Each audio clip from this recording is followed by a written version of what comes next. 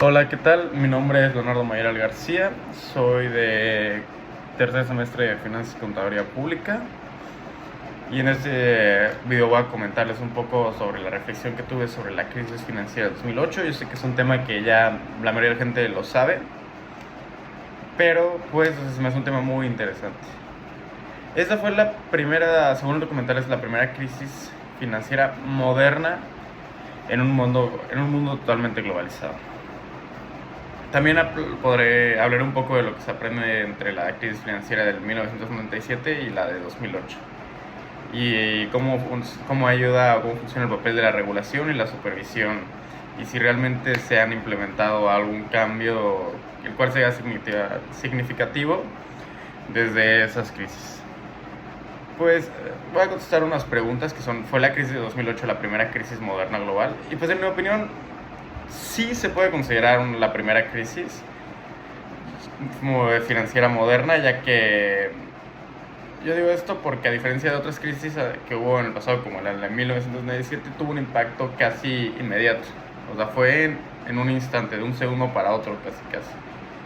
Lo que esto comenzó únicamente en Estados Unidos al principio, con las hipotecas subprime y la caída de Lehman Brothers, y terminó afectando a todos los bancos europeos, de Estados Unidos, Asia, América, hasta América Latina en cuestión de unas cuantas semanas. Las crisis anteriores, como la de 1967, fueron en Asia y fueron muy graves, pero se concentraron más en una región. En cambio, 2008 fue a nivel mundial. ¿Cuáles serían las lecciones de la crisis de 1997 y la de 2008? La crisis asiática de 1997 se aprendió que los países no pueden depender en exceso de la deuda de una moneda extranjera. Y esto es algo que Estados Unidos ha aprendido muy bien. Y que es clave tener reservas internacionales fuertes para enfrentar ataques especulativos. De la crisis de 2018 la gran lección es que no se puede dejar el mercado sin supervisión. El exceso de confianza en los derivados financieros y en las calificadoras, y que en la idea de que el banco son demasiado grandes como para quebrar, con eso de que siempre los salvaba el gobierno, etc., generó un riesgo enorme que terminó arrastrando a millones de personas. Hoy en día esas lecciones siguen siendo bastante válidas, ya que necesitamos transparencia, prudencia al momento del manejo de la deuda y sistemas de protección que para una crisis bancaria no termine convirtiéndose en una crisis social económica a gran escala. ¿Cuál es el papel de la regulación y la supervisión?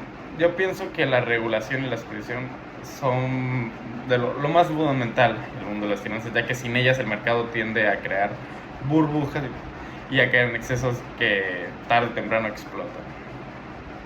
La regulación no debe frenar la innovación financiera, eso sí, pero sí garantizar que los riesgos no recaigan sobre los ciudadanos, o sea, sobre los civiles, la gente normal y corriente como tú o como yo. Y en 2008 quienes pagaron las consecuencias al final no solo fueron los banqueros, sino millones de familias que perdieron casas, empleos, ahorros por la poca supervisión que hubo y la poca supervisión y regulación que hubo en estas hipotecas subprime. Y hubo cambios significativos después de 1997 y 2008. Después de la crisis asiática, muchos países empezaron a acumular reservas internacionales de su moneda y a ser mucho más cuidadosos con la deuda en dólares. Eso les dio mayor estabilidad frente a futuros choques de diferentes monedas. Y tras la crisis de 2008 sí hubo reformas importantes, como la ley Dodd-Frank en Estados Unidos, que busca supervisar a los grandes bancos y a los derivados financieros. También surgieron acuerdos como Basilea III, que obligan a los bancos a tener más capital y liquidez por cualquier problema como estos. En Europa incluso se avanzó a la unión bancaria para evitar que la quiebra de un banco afectara todo el sistema. Sin embargo, no todo se ha mantenido de esta forma, ya que algunas regulaciones se flexibilizaron con el tiempo y han surgido nuevos riesgos como la falta de regulación en las nuevas criptomonedas o el aumento de las deudas corporativas. Así que sí, se puede decir que sí hubo cambios, pero todavía no puedo decir que el sistema está protegido por completo. Y como conclusión, quiero dar que yo creo que la crisis de 2008 marcó un antes y un después.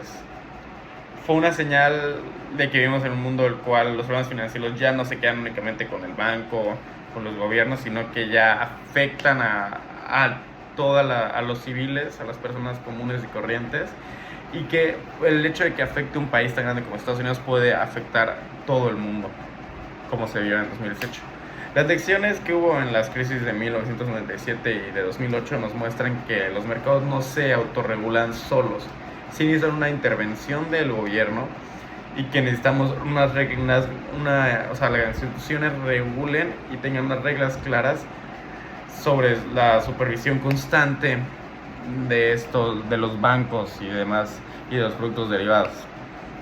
Si bien se han hecho bastantes avances importantes, el sistema financiero global sigue siendo frágil y como siempre está la innovación, es un poco complicado la regulación constante de todas las nuevas cosas de todos los nuevos productos financieros que entren.